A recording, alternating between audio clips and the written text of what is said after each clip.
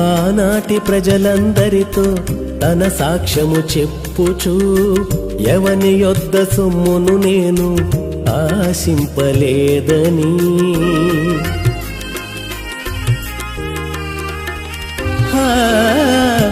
ఆనాటి ప్రజలందరితో తన సాక్ష్యము చెప్పుచూ ఎవని యొద్ద సొమ్మును నేను ఆశింపలేదని.